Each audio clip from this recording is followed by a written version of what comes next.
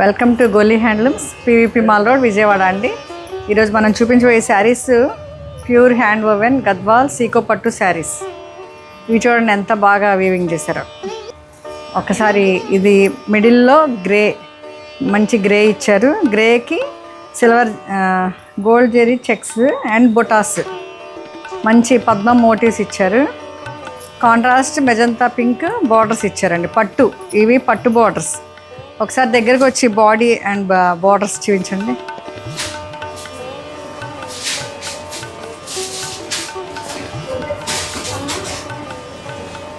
ఇవి 8,000 to 10,000 ఉంటాయండి range.